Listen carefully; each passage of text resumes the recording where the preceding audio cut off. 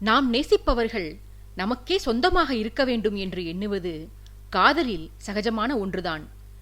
இப்படி எண்ணம் கொண்டிருப்பவர்கள் அனைவருமே தான் நேசிக்கும் அந்த நபரை மற்றவர்களிடமிருந்து பிரித்தாக வேண்டும் என்று எண்ணம் கொண்டிருப்பதில்லை.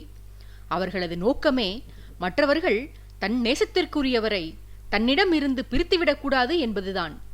அளவுக்கு மிஞ்சினால் அமுதமும் விஷமாகும் என்பதைப் போல அளவுக்கு அதிகமான காதல் கூட விஷத்தைப் போல வீரியம் கொண்டதுதான். அது ஒருவரின் நிம்மதியையே அழித்து விடுகிறது. நம் தகுதிக்கு தகுந்தவரை காதலிக்க தவறினாலும் இத்தகைய அனர்த்தங்கள் நேருவது உறுதியே. காதலிலும் நட்பிலும் அந்தஸ்து ஜாதி பேதமெல்லாம் பார்க்கக்கூடாது. தனக்கு துளியும் சம்பந்தமில்லாத, தனது அந்தஸ்திற்கு ஒப்பில்லாத ஒருவரை காதலித்து திருமணத்திற்கு பின்பு அவரது தகுதியை கூட்டிவிடலாம் என எண்ணுவது மாபெரும் தவறு.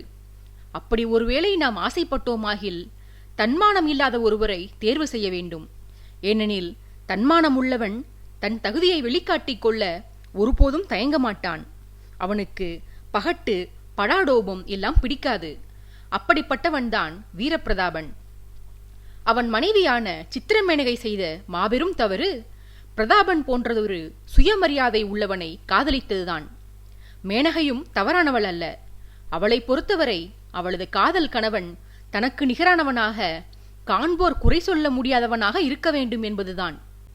தந்தைக்கு பின் தன் மகன் மணிமுடி சூடும் வரையிலான இடைவெளியில் நாட்டை ஆள வேண்டியவன் பிரதாபனே. அப்படிப்பட்டவனை அரியணைக்கு தகுதியில்லாதவன் என பிறர் விமர்சித்துவிடக்கூடாது என தீவிரமாக எண்ணி வந்தாள் மேனகை. தந்தையின் இயல்பான வாழ்க்கை முறை பிள்ளைகளை கவர்ந்துவிடக்கூடாது என்றுதான் அவர்கள் ராஜவம்சத்தின் பழக்க வழக்கங்களை கடைபிடித்தே நடக்க வேண்டும் என்று எண்ணி பிள்ளைகளுக்கு பல கட்டுப்பாடுகளை விதித்திருந்தாள். ராஜகுடும்பத்தில் பிறந்த ஆண் பிள்ளைகளுக்கு பல இடங்களுக்கும் பயணப்பட்டு வீரர்களுடன் இயல்பாக பழக வாய்ப்பு கிடைக்கும். ஆனால் பெண்களுக்கு கோட்டையை தாண்டி வெளியே சென்று சகஜ வாழ்க்கையை சந்திக்க வாய்ப்புகள் அமைவதில்லை. அதனால் கோட்டைக்குள் தாங்கள் அனுபவித்து வரும் பகட்டான ஆடம்பரமான வாழ்க்கைதான் ராஜவம்சத்திற்கு உரியது என்று எண்ணி இளவரசிகள் பலரும் கற்பனை செய்து கொண்டனர். சிங்காதனபுர இளவரசி மேனகைக்கும் இருந்த இந்த தவறான கற்பனையை புரிய வைக்க பிரதாபன் பல முறை முயன்றாலும் அவன் அரச குடும்பத்தில் பிறக்காத காரணத்தால் ராஜ குடும்பத்தின் நடவடிக்கைகள் அவனுக்கு தெரியாது என்று கணவனின் அறிவுரையை ஏற்க மறுத்து வந்தாள் மேனகை. கணவனிடத்தில் பேரன்பு கொண்டிருந்தாள். அவனை விட்டு அகல அவளுக்கு மனமே வராது. ஆகையால் முடிந்தவரையில் இளவரசி என்ற தனது அதிகாரத்தை பயன்படுத்தி கணவன் தனித்து வெளியே செல்வதை தடுத்து வந்தாள். அதை மீறி தவிர்க்க இயலாத காரணங்களுக்காக அவன் வெளியே செல்ல நேர்ந்தாலும் பிரதாபனுக்கே தெரியாமல் ஒற்றர்களை அனுப்பி அவனது நடவடிக்கைகளை கண்காணித்து வருவாள். கணவனின் நிழலை பிற பெண்கள் தீண்டுவதை கூட எண்ணி பார்க்க முடியாமல் திண்டாடி வந்தாள் அவள். தன் மீது கொண்டுள்ள அளவற்ற அன்புதான் மனைவியின் இத்தகைய செயலுக்கு காரணம் என்று தெரிந்திருந்தும் தன்னை உத்தமன் என்று நிரூபிக்கவும் முடியாமல், மனைவியின் போக்கை மாற்றவும் முடியாமல் தவித்து வந்தான் தளபதி. வெளியே மீசையை முறுக்கிக் கொண்டு வீரத் திருமகனாக காட்சி தந்தாலும் மனைவியின் அதிகார போக்கை பிறரிடம் காட்டிக்கொள்ளாமல் மறைத்து வந்தான் பிரதாபன். அவனுக்கு நெருங்கிய நண்பர்கள் என்று எவருமே இல்லை. இருந்த ஒருவனும் தற்சமயம் எங்கே இருக்கிறான் என்று அவனுக்கு தெரியவில்லை. எனவே தன் மனக்குமுறல்களை எவரிடமும் பகிர்ந்து கொள்ள முடியாமல் அல்லாடினான் பிரதாபன். சந்தோஷத்தை பிறரிடம் பகிர்ந்து கொண்டால் அது இரட்டிப்பாகும். அதுவே சோகத்தை பகிர்ந்து கொண்டால் அது பாதியாக குறையும். அப்படி பகிரத்தான் பிரதாபனுக்கு இதுவரையிலும் எவரும் இருந்ததில்லை. மனக்கவலைகளையும் கொட்ட வேண்டும். அதே நேரத்தில் அந்த கவலைகளை காது கொடுத்து கேட்பவனுக்கு தன் மனைவியின் மீது கெட்ட அபிப்பிராயம் வந்துவிடவும் கூடாது. ஏனெனில் அவள் ஒரு ராஜகுமாரி. அதே நேரத்தில் கெட்டவள் என்று பழி போடும் அளவிற்கு அவள் மோசமானவள் இல்லை. மொத்தத்தில் சோகத்தை சொல்லி வருந்தவும் வேண்டும், தன் மனைவியின் கௌரவமும் சீர்கெட்டுவிடக்கூடாது என்று கவனமாக இருந்து வந்தான் பிரதாபன். இதனால் தன் கவலைகளை தன் மனதிற்குள்ளேயே போட்டு புதைத்து வந்திருந்தான். ஆனால் ஏற்கனவே ஒரு பெண்ணால் அதிகமாக பாதிக்கப்பட்டிருந்த வருணன் பிரதாபனின் ஆழ் மனதை தோண்டி எடுத்துவிட்டான். வருணன் தன் மனைவியை அவமதிக்க மாட்டான் என்று பிரதாபனுக்கு நம்பிக்கை ஏற்பட்டது. ஆதலால் இளையவன் கேட்டவுடனேயே பதுக்கி வைத்திருந்த மொத்த சோகத்தையும் அள்ளி கொட்டிவிட்டான் பிரதாபன். எல்லாவற்றையும் காதில் வாங்கிக் கொண்ட வருணன் பிரதாபனை பார்த்து, அண்ணா, நான் கூட மனைவியின் விஷயத்தில் என் நிலைமையும் தங்கள் நிலைமையும் ஒன்றுதான் என்று நினைத்தேன். ஆனால் நீங்கள் சொன்னதை கேட்ட பின்புதான் தெரிகிறது, உங்கள் மனைவிக்கும் என் மனைவி வைஷாலிக்கும் மலைக்கும் மடுவுக்கும் உள்ள வித்தியாசம் என்று. வைஷாலி ஒரு வஞ்சகி அண்ணா. என் உயிரை பறிப்பதே அவள் நோக்கம். ஆனால் மேனகை அண்ணி உத்தமி. தன் கணவனின் கௌரவத்தை கூட்டுவதே அவரது நோக்கமாக இருக்கிறது. வைஷாலி போன்ற பெண்கள் 7 ஜென்மத்திற்கும் எத்தனை பாடுபட்டாலும் திருந்த மாட்டார்கள். ஆனால் அண்ணி அப்படியல்ல. புரியும்படி விளக்கினாலே போதும், அவர் நிச்சயம் மாறிவிடுவார். ஆனால் அந்த காரியத்தை நான் செய்யக்கூடாது. நான் ராஜகுடும்பத்தினன் அல்ல என்பதால் எனக்கு எதுவும் தெரியாது என்று எண்ணி எனது விளக்கங்களை அண்ணி ஏற்க மறுக்கக்கூடும். அவரது எண்ணத்தை மாற்ற ராஜவம்சத்தில் பிறந்த பல பெண்களுடன் பழகி 5 பெண்களை மணந்து கொண்டு அவர்களது மனங்களையெல்லாம் மாசற அறிந்த எம் வசுமித்ரா மன்னவராலேயே உங்கள் மனைவியின் மனநோய்க்கு மருந்து சொல்ல முடியும். நண்பனாக இருந்தாலும் எதிரியாக போய் நின்றாலும் உதவி என்று கேட்டுவிட்டால் மறுக்காமல் செய்வார் உங்கள் நண்பர் ஆதித்யவர்மர். அவரை நேரில் காணும்போது அவரிடம் இது பற்றி கலந்துரையாடுவோம் அண்ணா. அவரிடம் இதற்கான தீர்வை பெற்றுவிட்டு பின்பு நம் பகையை தீர்த்து கொள்வோம் என்று யோசனை கூறினான். பின்னர் வருணனிடம் விடை பெற்றுக் கொண்டு உறங்குவதற்காக பிரதாபன் தன் மாளிகைக்கு சென்றான். நெடுங்காலத்திற்கு பிறகு அன்றுதான் பிரதாபனுக்கு நிம்மதியான உறக்கம் வந்தது. பிரதாபனின் உத்தரவால் சத்திரத்தில் இருந்த வருணனின் உடைமைகள் விருந்தினர் மாளிகைக்கு மாற்றப்பட்டிருந்தது. ஆயினும் வருணனின் மனம் மாளிகையின் பஞ்சுமெத்தையை நாடவில்லை. வழக்கம் போல கோட்டைக்குள் இருந்த திண்ணைகளில் சென்று படுத்துக்கொண்டான் அவன். சத்திரத்தில் தங்கியிருந்த வருணனுடன் வந்திருந்த வீரர்கள் அவனது செய்கையைக் கண்டு தலையில் அடித்துக் கொண்டனர். இவன் என்ன பைத்தியமா? மாளிகையும் மலர் மஞ்சமும் கிடைத்தாலும் இவன் திண்ணையைத்தான் நாடிச் செல்கிறான்.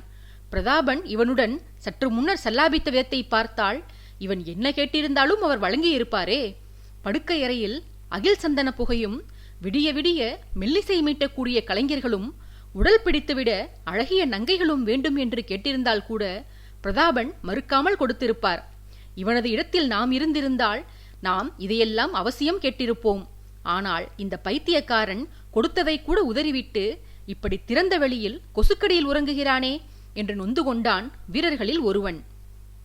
இன்னொருத்தனோ முன்னவன் சொன்ன கருத்தை ஆமோதிக்கும் விதமாக, உண்மைதானடா நண்பா, இது மட்டுமா இவன் செய்த பைத்தியக்காரத்தனம்? ஆதித்யனை பகைத்துக் கொண்டதுதான் இவன் தன் வாழ்வில் செய்த மிகப்பெரிய மூடத்தனம். அதுவும் இவனை துளியும் விரும்பாத இவன் மனைவி வைஷாலிக்காக. நம் இளவரசி வைஷாலிக்கு இவன் மீது துளி கூட காதல் இருந்திருக்கவில்லை. நம்முடன் சேர்ந்து அவர் ரகசிய திட்டங்கள் தீட்டும் போதெல்லாம் இந்த வருணனை மோசமான சொற்களில்தான் வசைபாடுவார். கணவன் மீது அன்போ மரியாதையோ துளியும் கொண்டிருக்கவில்லை அவர். அவ்வளவு ஏன், இவனை தன் அறைக்குள் கூட நுழையவிட்டதில்லை.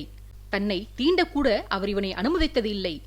பசுபதியுடைய பெற்றோரின் வற்புறுத்தலால் ஒருமுறை இவனை தன் அருகில் நெருங்கவிட்டு அதற்காக தன் இறுதி மூச்சு வரை தன்னையே தண்டித்துக் கொண்டார் நம் இளவரசி. இத்தனை நேர்ந்தும் எந்த இன்பமும் கொடுக்காத அந்த பெண்ணை காதலித்து அவருக்காக இவனை தம்பிஸ்தானத்தில் வைத்திருந்த அரசரையும் பகைத்துக் கொண்டு கூடவே இவனுக்காக உடலையும் உயிரையும் கொடுக்க சித்தமாக இருந்த வாகினியையும் புறந்தள்ளிவிட்டு அல்லவா இவன் இங்கு வந்து படுத்திருக்கிறான். இந்த அகில உலகத்திலேயே அடிமுட்டாள் ஒருவன் இருக்கிறான் எனில் அது நிச்சயம் இந்த வருணன்தான் என்று சொல்லி கிண்டலாகச் சிரித்தான் இன்னொருவன். மறுநாள் பொழுது புலர்ந்தது. வழக்கம் போல விடிகாலையில் எழுந்து வியர்க்க விறுவிறுக்க பயிற்சிகள் செய்தான் வருணன். கோட்டைக்குள் இருந்த திடலில் அவன் தனியாக வாளை எடுத்து சுழற்றி பயிற்சி செய்து கொண்டிருந்த காட்சியை வீரர்களின் பெருங்கூட்டமே நின்று வேடிக்கை பார்த்தது. காற்றை கிழித்து கொண்டு அதிவேகமாக அவன் வாள் சுழன்ற விதமும், கிழிக்கப்பட்ட அந்த காற்று எழுப்பிய ஓசையும், மெல்ல உதயமாகிக் கொண்டிருந்த சூரியனின் கிரணங்கள் பட்டு அவ்வப்போது மின்னல் வெட்டுவது போல பளிச்சிட்ட அவனது வாளின் பளபளப்பும் அங்கு நின்றிருந்த வீரர்களை ஸ்தம்பிக்கச் செய்தது. வருணனின் கைகளில் அவன் வாள் அனாயசமாக சுழன்ற விதம், அவன் சாதாரண மனித பிறவிதானா அல்லது வேலுக்கு பதிலாக வாளேந்தி வந்திருக்கும் தேவர் படையின் சேனாதிபதியான கார்த்திகேயனா இவன் என்று கூட எண்ணி பிரமிக்கச் செய்தது. இதுநாள் வரையிலும் அவ்வீரர்கள் பிரதாபனை தவிர போர்க்கலையில் பிரதாபங்கள் செய்யும் எவரையும் கண்டதில்லை. அன்றைக்குதான் முதன்முறையாக தங்கள் தலைவனுக்கு நிகரான வீரன் ஒருவனை அவர்கள் கண்டிருந்தார்கள். அவன் வீரவாளால் அறுபட்டு கொண்டிருந்த காற்றை எண்ணிக்கூட அம்மனிதர்கள் வருந்தி நின்றார்கள். வருணனின் வீரத்தைக் கண்டு அதிசயித்தவர்களுக்கு இன்னொரு விஷயமும் அதிசயமாகத்தான் இருந்தது. அந்த வியப்பை தங்களுடன் சேர்ந்து வேடிக்கை பார்த்து கொண்டிருந்த வருணனின் ஆட்கள் இருவரிடமும் கேட்டார்கள் சில வீரர்கள். ஏனப்பா, படைத்தலைவர் இத்தனை அளப்பரிய வீரம் கொண்டிருக்கிறாரே, ஒற்றை எதிரி ஆதித்யனை வீழ்த்த இவர் ஏன் எங்கள் நாட்டின் உதவியை நாடி வந்திருக்க வேண்டும்? உங்கள் அரசனை மட்டும் எங்காவது தனித்து அழைத்துச் சென்று சண்டையிட்டு அவரை மாய்த்திருக்கலாமே. வருணனின் வீரத்திற்கு முன்னால் எவரால் நிற்க முடியும் என்று வினவினான். கேட்டவன் சிரித்துவிட்டு, நண்பா, உனது சந்தேகம் சரியே. ஆனால் உனக்கு எங்கள் படைத்தலைவரின் வரலாறு தெரியாது. அவருக்கு இந்த அற்புத வித்தையை போதித்ததே எங்கள் அரசர் ஆதித்யவர்மர்தான். மாணவனே இப்படி வாழ் வீசினால் கற்றுக் கொடுத்த குரு எப்படி வீசுவார் என்று எண்ணிப்பார். அதுவுமின்றி ஆதித்யனை அத்தனை எளிதில் தனியாக அழைத்துச் செல்வதெல்லாம் இயலாத காரியம். அது ஒரு காட்டாறு. காட்டாருக்கு கழுத்து கயிறு இட்டு அதை வேறு திசையில் கொண்டு செல்ல முடியுமா என்ன? அப்படித்தான் எங்கள் அரசரும். செல்ல வேண்டும் என்று அவர் எண்ணிவிட்டால் ஆதித்யனைப் போல கிரணங்களை வீசி பிரகாசித்து அனைவர் கண்களையும் கூசச் செய்து நாம் பார்க்க முடியாமல் திண்டாடிக் கொண்டிருக்கும் போது அவர் எல்லார் கண்களிலும் மண்ணை தூவிவிட்டு தனித்து கிளம்பிச் சென்று காற்றோடு காற்றாக மறைந்து விடுவார். அவராக விரும்பவில்லையெனில் அவரை அவர் நின்ற இடத்திலிருந்து அசைக்க கூட முடியாது என்று வர்ணித்துக் கொண்டு போனான். அச்சமயம் பேசியவனுக்கு அருகிலிருந்து, என் முன்பு அந்த ஆதித்யனை புகழாதையடா. அவர் ஆதித்யன் என்றால் நான் வருணன். கருமேக கூட்டங்களை அனுப்பி ஆதித்யனின் பிரகாசத்தை அடக்கும் ஆற்றல் வருணதேவனுக்கு உண்டு. இப்போது அந்த ஆதித்யனின் வாழ்வில் கருமேகங்கள் சூழத் துவங்கிவிட்டன.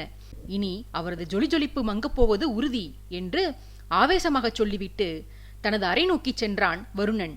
சென்றவன் சில நாளிகைகளில் குளித்து முடித்துவிட்டு வரும்போது வீரப்பிரதாபன் தன் பணிக்கு திரும்பி இருந்ததை கண்டான். நேரே பிரதாபனிடம் சென்றான் வருணன். வருணனை கண்டவுடன் அவனது வஞ்சக விசுவாசிகள் அவன் பின்னாலேயே சென்றுவிட்டனர். வருணனை கண்ட பிரதாபன் மலைப்பது போல் ஒரு பார்வை வீசிவிட்டு, வருணா, நீ வந்த ஒரே நாளில் என் வீரர்களையெல்லாம் உன் வித்தைகளுக்கு மயங்க வைத்து விட்டாயாமே.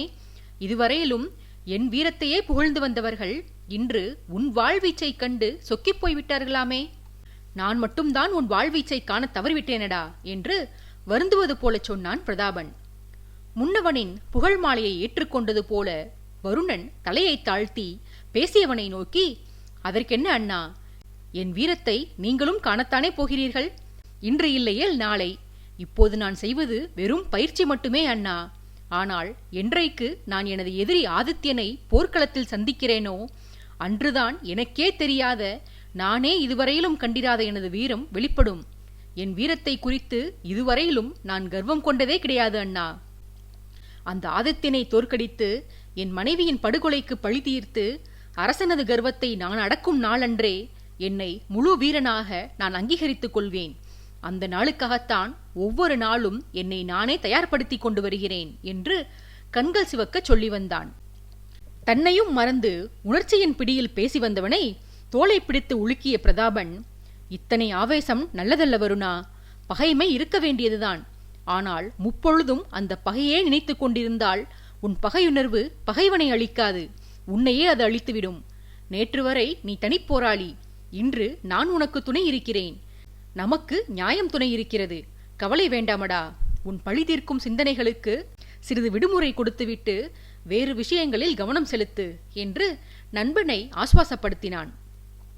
சுற்றி நின்ற வீரர்களை விட்டு சிறிது தூரம் வருணனை நகர்த்தி வந்த பிரதாபன் யாருக்கும் கேட்காதபடி, வருணா, நீ நேற்று ஆதித்யன் பற்றி கூறிய கதைகளை கேட்ட பின்பு எனக்கும் கோட்டையை விட்டு வீரர்கள் துணையின்றி வெளியே சென்று வர வேண்டும் என்று ஆசையாக உள்ளதடா. இதுவரையிலும் நான் அவ்வாறு தனித்து சென்றதே கிடையாது. நான் என் குதிரை மீது ஏறினாலே என் வீரர்கள் என்னை ஒட்டி கொண்டு பின்னாலேயே வந்து விடுவார்கள். முன்பு கூட பரவாயில்லையடா. எனக்கு திருமணமான பின்பாக கோட்டை வாயிலை தாண்டி என் குதிரை மட்டும் தனியாக சென்றதே இல்லை. என்னை எப்பொழுதும் பாதுகாத்து வர வேண்டும் என என் மனைவி என் வீரர்களுக்கு கட்டளை போட்டிருக்கிறாள். கூடவே அரசர் வேறு. எப்போதும் அரசர்களுக்கும் இளவரசர்களுக்கும் தான் மெய்க்காவல் படை இருக்கும். எங்கள் நாட்டிலோ தளபதி எனக்காக ஒரு மெய்க்காவல் படை உருவாக்கப்பட்டுள்ளது. தனது பாதுகாப்பை விட மகளது நலனுக்காக எம் அரசர் என்னைத்தான் அதிகம் பாதுகாத்து வருகிறார். இந்த வாழ்க்கை அழுத்துவிட்டதடா. ஆனானப்பட்ட அரசன் ஆதித்யனே காவலர் துணையின்றி தனித்துச் சென்று வரும்போது தளபதி என்னை இவர்கள் தனியாக எங்கும் செல்ல விடுவதில்லை என்று கவலையுடன் சொல்லி வந்தான். வருணன் அவனது பேச்சில் இடையிட்டு, அண்ணா, தளபதியின் பணியே நாட்டு நிலவரங்களை ஆராய்ந்து வருவதுதானே. கோட்டைக்குள் அமர்ந்தபடி எப்படி அந்த பணியை தாங்கள் செய்து வருகிறீர்கள்? நான் சாதாரண மெய்க்காவல் படையின் தலைவனாக இருந்த போதிலும் நாட்டின் பாதுகாப்பிற்கு பொறுப்பேற்றுக் கொண்ட போர்ப்படை தளபதி விஜயேந்திரன் திறம்பட தனது அலுவல்களை செய்து வரும் போதிலும் நான் ஓயாது சுற்றுப்பயணத்தில்தான் இருப்பேன். அடிக்கடி சென்று எல்லைகளை பார்வையிட்டு வருவேன். பிறகு நீங்கள் எப்படி கோட்டைக்குள்ளேயே அடைபட்டு கிடக்கிறீர்கள்? அதுவுமின்றி நீங்கள் ஒரு தனிமை விரும்பியாயிற்றே. களரிப்பயிற்சி பள்ளியில் எவரும் நெருங்கக்கூடாது என்பதற்காக நீர்நிலையின் அருகே இருந்த மரத்தில் ஏறி அமர்ந்து கொண்டு தனிமையில் சுகம் கண்டு வந்தவர்தானே நீங்கள். இப்போது அந்த ரசனை போய்விட்டதா அண்ணா? அப்படியே தனித்து வெளியே செல்ல வேண்டும் என்று ஆசைப்பட்டாலும் இந்த கோட்டைக்குள் ரகசிய சுரங்க வழிப்பாதைகள் இருக்காதா என்ன? அல்லது அவற்றின் இருப்பிடம்தான் உங்களுக்கு தெரியாதா என்று கேட்டான். பிரதாபன் உதட்டை பிதுக்கியபடி, தனிமையின் சுகத்தை நான் இன்றளவும் அனுபவித்துதான் வருகிறேனடா. என் ரசனைக்கு தீனி போட இந்த கோட்டைக்குள்ளேயே பல இடங்கள் உள்ளன. இங்கு மரங்களுக்கும் பஞ்சமில்லை, அமைதிக்கும் பஞ்சமில்லை. அதுபோல சுரங்கப்பாதைகளுக்கும் பஞ்சமில்லை. பல பாதைகளை பற்றி எனக்கு தெரியும் தான். எனது அசட்டைதான் முன்பு எதிரிகளின் மஞ்சகத்தில் அரசர் வீழ காரணமாயிருந்தது. அன்று நான் எனது நிம்மதியை தேடி ஊருக்கு ஒதுக்குப்புறமாக இருந்த தனித்த பிரதேசத்திற்கு சென்றிருந்தேன். செய்தி கேள்விப்பட்டு நான் கோட்டைக்குள் திரும்பிய போது அங்கு அரசரின் அறை தீக்கிரையாகி அரசரும் குடும்பத்துடன் காணாமல் போயிருந்தார். அன்று நான் கோட்டையை பாதுகாக்கும் எனது பணியை சரிவரச் செய்திருந்தேனேயானால் எம் அரசருக்கும் அவரது குடும்பத்தினருக்கும் எந்த தீங்கும் நேர்ந்திருக்காது. மலர் மஞ்சத்தில் வீற்றிருக்க வேண்டிய அரசர் எங்கோ ஒரு ஊரில் வெறுந்தரையில் படுத்து உறங்கி வந்தார். மலர் தொடுக்க வேண்டிய அரசியின் கரங்கள் அடுப்பங்கரையில் வெந்து கொண்டிருந்தன. இத்தனை பெரிய கோட்டைக்குள் நந்தவனத்தில் தோழிகளுடன் விளையாண்டு பொழுதை போக்கியிருக்க வேண்டிய இளவரசி மேனகை அடுத்த வேளை உணவிற்கு பொருள் திரட்டுவதற்காக ஒரு சிறிய குடிலுக்குள் ஆடைகள் தைக்கவும் கூடை பின்னவும் செய்து தன்னை வருத்தி கொண்டிருந்தாள். என்னதான் அரச குடும்பத்தினர் அவர்களது ஸ்தானத்திற்கு மீண்டு வந்துவிட்டாலும் அவர்கள் அன்று பட்ட வேதனை எனது பொறுப்பின்மையால் நிகழ்ந்ததுதான் வருணா. அந்நிலைக்கு நான் காரணமில்லை என அரசர் மறுக்கலாம், எவர் வேண்டுமானாலும் மறுக்கலாம். ஆனால் எனது மனசாட்சி மறுக்க மாட்டேன் என்கிறது. என்னை குற்றவாளி, பொறுப்புகளை சரிவரச் செய்யாதவன் என சதா என்னை ஏசிக்கொண்டே இருக்கிறது. ஆகையால்தான் கோட்டையை விட்டு அனாவசியமாக வெளியே செல்ல, அதுவும் என் இன்பத்திற்காக செல்ல வேண்டும் என்று எனக்கு எண்ணம் ஏற்படுவதே இல்லையடா. அத்தியாவசிய காரியங்களுக்காக மட்டும்தான் நான் பலத்த பாதுகாப்பிற்கு இடையே வெளியே சென்று வருவேன். அதுவும் அரசர் மாளிகைக்கும் எனது மாளிகைக்கும் பல அடுக்கு பாதுகாப்புகள் போட்டுவிட்டு. உன்னை கண்டவுடன் உன் அரசன் வாழ்க்கையை அனுபவிக்கும் விதம் குறித்து கேட்டவுடன் எனக்கும் அவ்வாறே தனிமையில் சென்று வர வேண்டும் என்று ஆசை வந்துவிட்டது வருணா. உன் அரசனுக்கு நீ துணையாக செல்வது போல எனக்கும் நீ துணை வர வேண்டும். வருவாயா என்று பாசமாகவும் கோரிக்கை விடுப்பது போன்ற குரலிலும் கேட்டான் பிரதாபன். அது என் பாக்கியம் அண்ணா. ஊர் சுற்ற வருகிறாயா என என்னிடம் கோரிக்கை விடுக்கிறீர்கள். நான் எல்லாம் பிறந்ததே ஊர் சுற்றத்தான் அண்ணா. வாகினியை நான் திருமணம் செய்து கொள்வதற்காக ஒரு சிற்றரசை எனக்கு பரிசளிப்பதாக எம் அரசர் என் தந்தைக்கு ஆசை வார்த்தைகள் கூறினார்.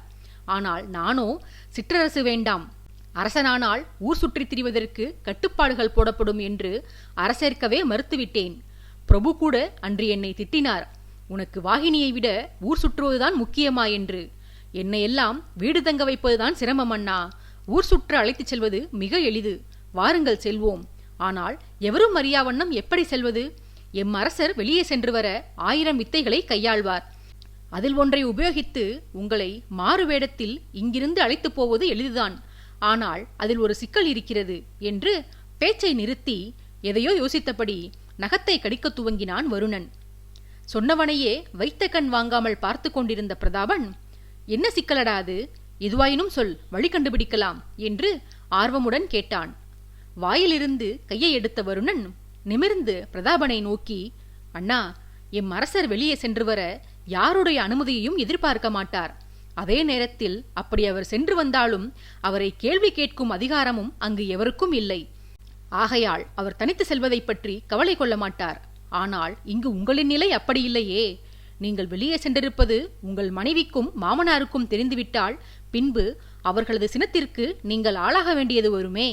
நேற்றே அண்ணி சொன்னார், குதிரை லாயத்தில் உங்களை படுக்க வைக்கப் போவதாக. சொல்லாமல் கொள்ளாமல் வெளியே சென்று வந்தீர்கள் என்று தெரிந்தால் உண்மையில் இன்று இரவு உங்களுக்கு குதிரை லாயத்தில்தான் நித்திரை. உங்களுடன் சேர்த்து உங்களை அழைத்துச் சென்ற குற்றத்திற்காக எனக்கும் அதே குதிரை லாயம்தான். எனக்கு கொசுக்கடியும் குதிரைகளும் ஒன்றும் புதிதல்ல அண்ணா. நானெல்லாம் குதிரை மீது அமர்ந்தபடியே பலமுறை உறங்கியிருக்கிறேன்.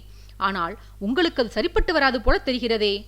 உங்கள் வீரர்களுக்கு மட்டும் உங்கள் தண்டனைகள் தெரிய வந்தால் இன்று காலை முதல் என் வீரம் இங்கு பேசப்படுவதைப் போல நாளை காலையில் உங்களை பற்றிய பேச்சும் சிரிப்பும் தான் இந்த கோட்டைக்குள் எதிரொலிக்கும். அதற்கு நீங்கள் தயார்தானே என்று குறுநகையுடன் குறும்பாக கேட்டான். பிரதாபன் உண்மையிலேயே பயம் வந்தவனாய், நீ வேறு ஏனடா அதை சொல்லி என்னை அச்சுறுத்துகிறாய்? தசையை வலுவாக்கிக் கொண்டு மீசையை முறுக்கியபடி கோட்டைக்குள் வலம் வந்து கொண்டிருக்கிறேன். நான் செய்யப்போகும் கள்ளத்தனம் வெளியே தெரிந்துவிட்டால் பிறகு என் வீரர்கள் முன்னிலையில் நான் அவமானப்படப் போவது உறுதி. ஏற்கனவே என்னை மனைவிக்கு பயந்தவன் என எல்லோரும் பரிகசிக்கிறார்கள். இதில் பகிரங்கமாக அவளிடம் தண்டனை வேறு பெற்றுவிட்டால் பிறகு நான் வெளியே தலை காட்ட முடியாது. இதற்கு தானடா உன்னை போல அடிக்கடி மாளிகையை விட்டு நீங்கி வந்து திண்ணைகளில் படுத்துறங்கி இருக்க வேண்டும். அப்படி செய்திருந்தேனேயானால் நானாக ஆசைப்பட்டு படுத்துக் கொள்வதற்கும் தண்டனை பெற்று படுத்துக் கொள்வதற்கும் வேறுபாடுகள் வெளி உலகத்திற்கு தெரிய வராது. இன்றிலிருந்து இதை கடைபிடிக்கிறேனடா தம்பி என்று புதியதொரு யோசனையை கண்டுவிட்டவன் போல புத்துணர்ச்சி அடைந்தான். வருணன் யோசனை ஒன்றை கண்டுபிடித்தவனாய் விரலை சொடுக்கிவிட்டு, அண்ணா, நாம் இங்கிருந்து வெளியே செல்ல வேண்டுமானால் அதற்கு உள்ளிருக்கும் உங்கள் நலம் விரும்பி ஒருவரின் துணை அவசியம்.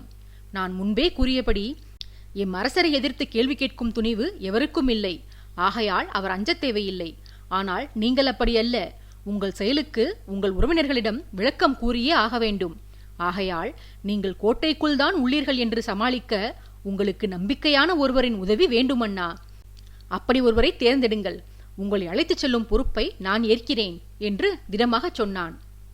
அடுத்த கணம் பிரதாபன் தனது உபதளபதியை தன்னிடம் வருமாறு அழைத்து தன்னுடைய திட்டம் பற்றி அவனுக்கு எடுத்து கூறி, தான் திரும்பும் வரை கோட்டைக்குள் யார் கேட்டாலும் தான் அந்தரங்க அறையில் ஏதோ பணியில் ஈடுபட்டிருப்பதாக சொல்லும்படி அவனிடம் கேட்டுக்கொண்டான்.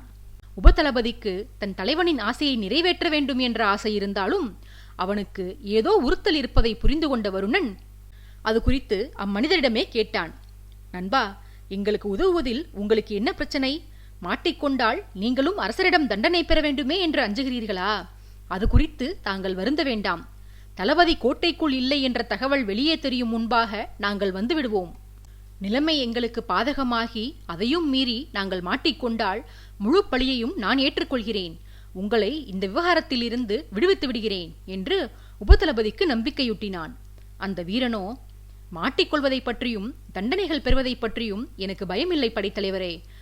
சிறு வயதில் சில நாட்கள் மட்டுமே சந்தித்த நீங்களே எம் தளபதிக்கு உதவ நினைக்கையில் நானெல்லாம் விவரம் தெரிந்த நாள் முதலாக அனுதினமும் ஒவ்வொரு கணமும் அவருடன் பழகி வந்திருக்கிறேன்.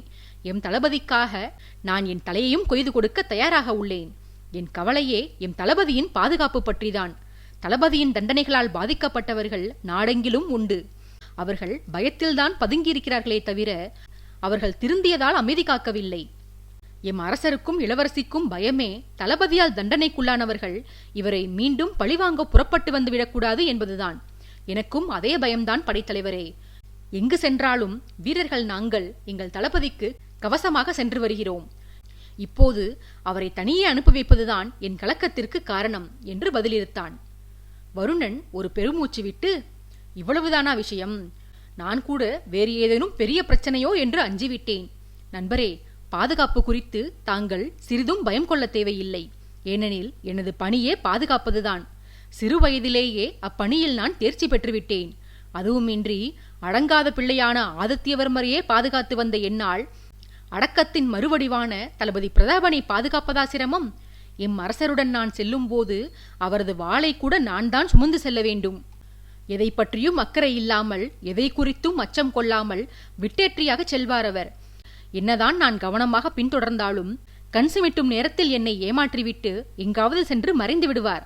அப்படி அவர் சென்றதனால் உண்டான பிரச்சனைதான் என் மனைவியின் ரூபத்திலும் இன்று நான் அவருக்கு எதிரியாக நிற்கும் இந்த சூழலிலும் என்னை கொண்டு வந்து நிறுத்தியிருக்கிறது. ஆனால் பிரதாபன் அண்ணா அப்படி பொறுப்பற்றவர் அல்ல. அவர் அரசர் குறித்தும் மனைவி குறித்தும் கவலை கொள்கிறார். எம் அரசரை போல எவரை குறித்தும் வருந்தாத பிறவி அல்ல அவர். அப்படிப்பட்ட சொல் பேச்சு கேளாத ஆதித்யவர்மரையே இத்தனை நாளும் நான் பாதுகாத்து வந்திருக்கிறேன். இப்படி பொறுப்புள்ள பிரதாபன் அண்ணாவை பாதுகாப்பதுதானா எனக்கு சிரமம்? தங்கள் தளபதி மீது சிறு கீறல் கூட விழாமல் அவரை பத்திரமாக கோட்டைக்கு அழைத்து வருவது எனது பொறுப்பு என்று உபதளபதிக்கு நம்பிக்கையூட்டினான் வருணன்.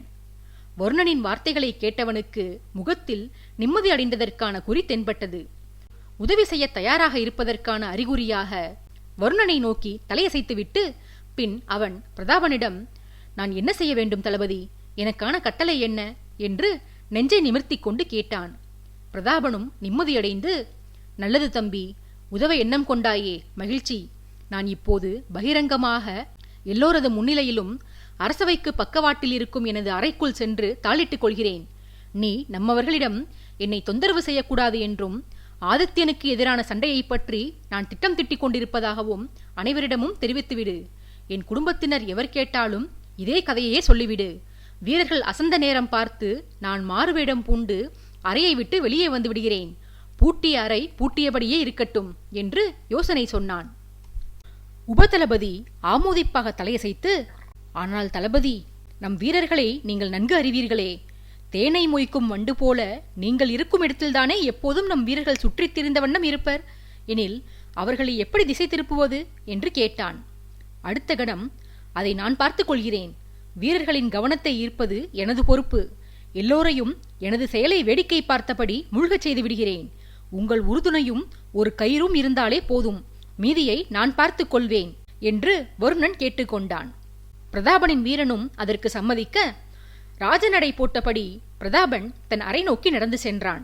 பின்பு வேண்டுமென்றே சத்தமாக, உபதளபதி, நான் முக்கியமான ஆலோசனை ஒன்றில் மூழ்கவிருக்கிறேன். எவரும் என்னை தொந்தரவு செய்யாமல் பார்த்துக்கொள். யாராவது நெருங்கி வந்து என்னை தொந்தரவு செய்ய எத்தனைத்தார்களானால் அவர்களுக்கு பாதத்திலேயே கசையடி கொடு. பிறகு இயற்கை உபாதைகளுக்கு செல்வதற்கு கூட பிறரை தொந்தரவு செய்யும்படி செய்துவிடு என்று மிரட்டல் குரலில் சொல்லிவிட்டு அறைக்குள் சென்று கதவை டமார் என சாத்தினான். பிரதாபனின் கோபம் வீரர்களிடையே பிரசித்தம் என்பதால் அவனது செயலுக்கான காரணம் குறித்து எவரும் யோசிக்கவும் இல்லை, சந்தேகிக்கவும் இல்லை. வெளியே வருணன் தன் வேலையை ஆரம்பித்தான். வருணன் வீரர்கள் மிகுந்திருந்த இடத்தின் மையப்பகுதியில் நின்று கொண்டு உபதளபதி கொடுத்த கயிற்றை வைத்து ஏதோ வித்தை செய்தபடி இருந்தான். யாரடா வந்து கயிறு குறித்து கேள்வி கேட்பார்கள்? நாடகத்தை ஆரம்பிக்க வேண்டுமே என்று காத்து கிடந்தான் வருணன். சுற்றியிருந்த வீரர்கள் பலரும் வருணனின் செய்கையை விசித்திரமாக பார்த்தபோதும் அதை குறித்து கேட்க வேண்டும் என்று எவருக்குமே தோன்றவில்லை. வருணன் அழைத்து வந்த வீரர்களே அவனை நெருங்கி வந்தார்கள். அவர்களை பார்த்து அசட்டுச் சிரிப்பு சிரித்து, இந்த மடையர்கள்தான் எனக்கு பல விஷயங்களிலும் உதவி செய்கிறார்கள். இவர்களின் உதவிக்கு பின்னாளில் இவர்களுக்கு நான் ஏதேனும் கைமாறு செய்தே ஆக வேண்டும் என்று மனதிற்குள் எண்ணிக்கொண்டு மறுபடியும் கயிற்றுடன் விளையாடி வந்தான். அருகில் வந்தவர்களில் ஒருவன் வருணனை நெருங்கி அவனது காதருகே சென்று, தளபதி, இப்போது இந்த கயிற்று விளையாட்டு மிக முக்கியமா? நாம் வந்த வேளையை மறந்துவிட்டீர்களா? வசுமித்ரா கோட்டையை தாக்குவதற்கு இதுதான் சரியான தருணம். அரசன் தலைநகரில் இல்லை. அவர் திருமண விழாவை கொண்டாட பார்கவம் சென்றுள்ளார். இந்த வாய்ப்பை தவறவிட்டோமானால் பிறகு இதுபோல் நமக்கு ஒரு சந்தர்ப்பம் கிடைக்காது. கோட்டையை தாக்கி உள்ளிருப்பவர்களை கொன்று குவித்துவிட்டு வெளியே சென்றிருக்கும் அரசருக்கு அவரது அபிமானிகளின் மரண செய்தியை அறிவித்துவிட்டு கூடவே இறந்தவர்களுக்கு துணையாக அரசரையும் அனுப்பி வைக்க வேண்டும்.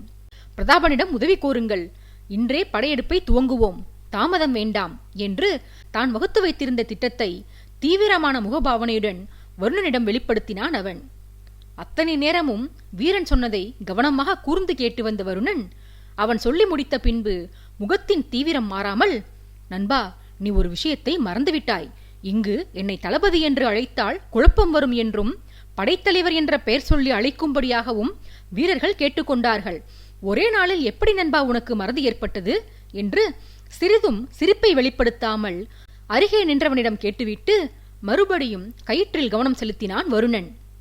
அவனிடம் முன்பு பேசிய வீரன் பல்லை நரநரவென கடித்துக்கொண்டு அருகே இருந்த தன் நண்பனை பார்த்து தன் கோபத்தை பரிமாறிக்கொண்டு மனதிற்குள், உன் அரசனின் உயிரை பறித்த பின்பு உன் உயிரையும் உறிஞ்சுகிறேனடா. உடலின் சதிகளையெல்லாம் இறுக்கி கட்டுக்கட்டாக வைத்திருக்கிறாய்.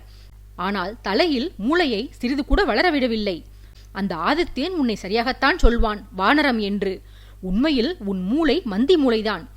எங்கள் நிலைமை உன் உதவியை நாடி உன் பின்னால் நாங்கள் வர நேர்ந்திருக்கிறது. எங்கள் வேலை முடிந்து உனக்கான இறுதி நேரம் நெருங்கும் போது உன்னை எனது கையாலேயே கொன்று போடுகிறேனடா. உன்னால் எங்கள் எதிரி ஆதித்யனை மரியாதையாக பேச வேண்டியிருக்கிறது. எதற்காக இல்லாவிடினும் இதற்காகவாவது உன் உயிரை பறிக்கிறேனடா. விரோதி என்பானாம், ஆனால் மரியாதையாக பேச வேண்டும் என்பானாம். இதுவரையில் இவ்வுலகில் எவராவது விரோதிக்கு இருவிகுதி சேர்த்து அழைத்திருக்கிறார்களா? ஆனால் நாங்கள் அழைத்திருக்கிறோம். அதுவும் நாடிழந்து நகரமிழந்து உற்றார் உறவினரை இழந்து பல காலமாக சுற்றி வரும் நாங்கள் அந்த கொடியவன் ஆதித்யனை எங்கள் நாவால் மரியாதையாக அழைத்திருக்கிறோம். யாரால்? உன்னால். செய்வதெல்லாம் செய்துவிட்டு பைத்தியக்காரன் போல கயிற்றை வைத்து விளையாடி கொண்டிருக்கிறாய் என்று கண்களை மூடி மனதிற்குள் பொறுமினான் அந்த வீரன். பிறகு மூச்சை நன்றாக உள்ளிழுத்து தன்னை ஆஸ்வாசப்படுத்திக் கொண்டு கண்களை திறந்தால் வருணன் தன்னையே உற்று நோக்கிக் கொண்டிருப்பதைக் கண்டு அவ்வீரனுக்கு உடலெங்கும் உதறல் ஏற்பட்டது. இவனுக்கும் ஆதித்யனைப் போல பிறரது மனதை படிக்கும் ஆற்றல் வந்துவிட்டதா என்ன?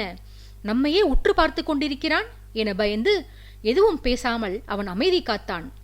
வருணனோ வெள்ளந்தியாக முகத்தை வைத்துக் கொண்டு, என்ன நண்பா, வாயில் எதையேனும் வைத்து மெல்கிறாயா?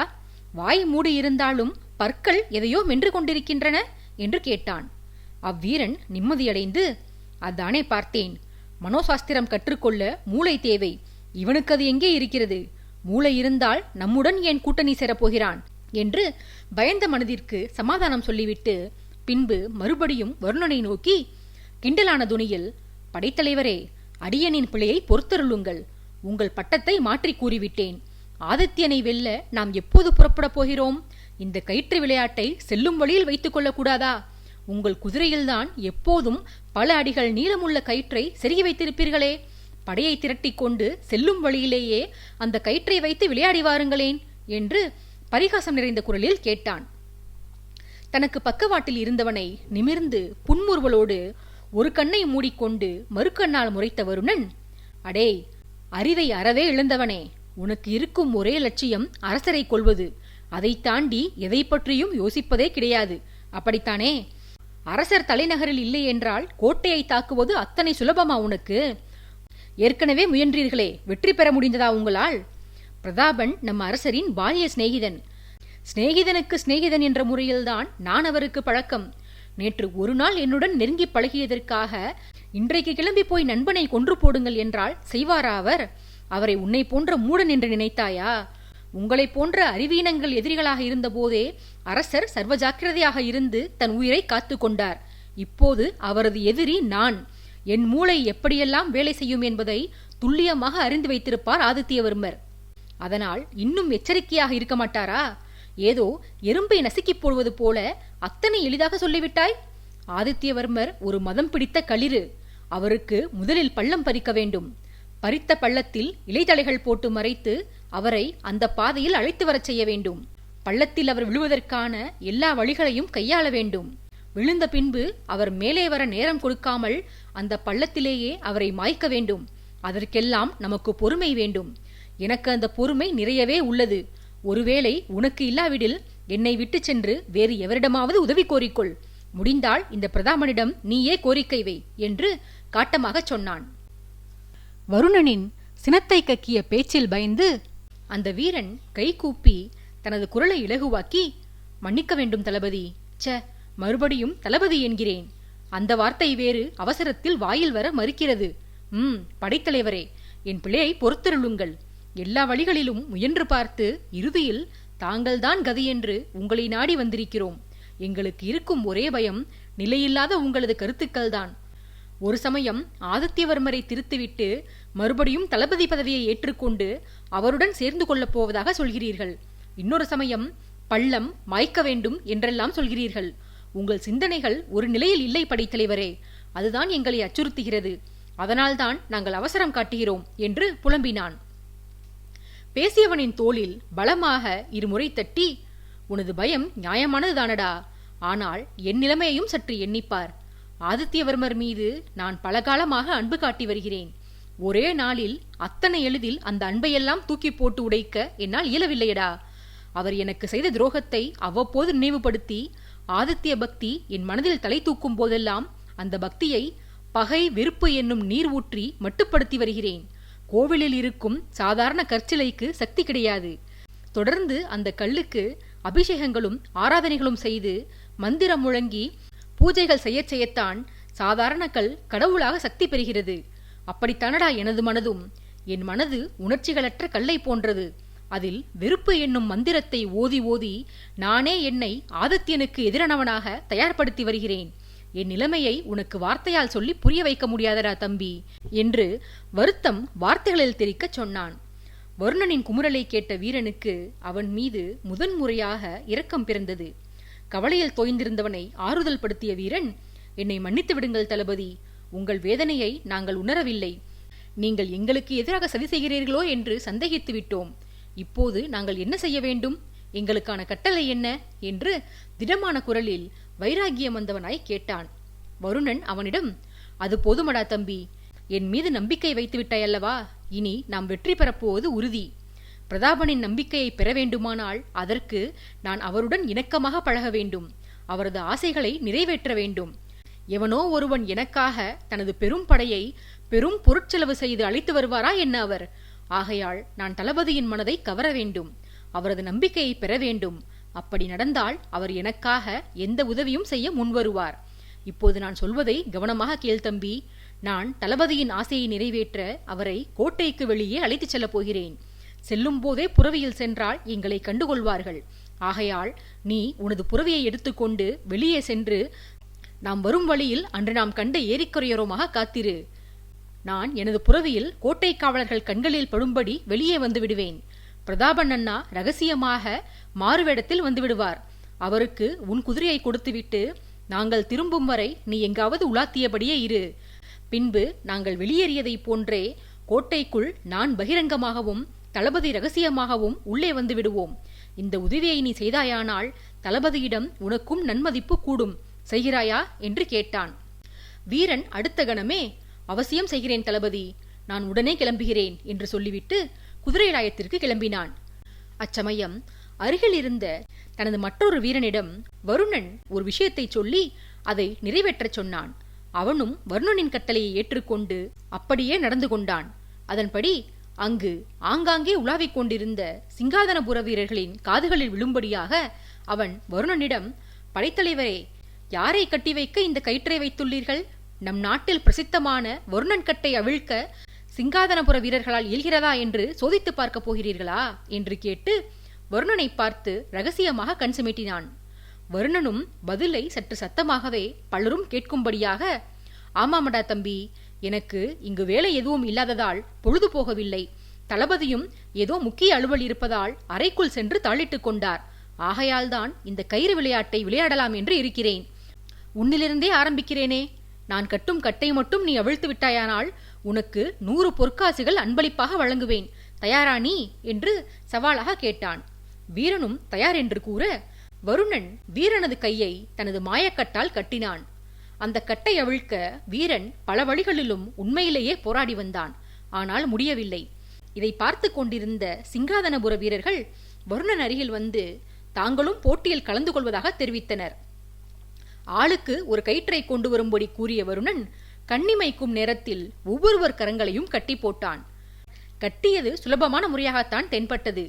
கட்டும் அந்த அளவிற்கு இறுக்கமாக இல்லை.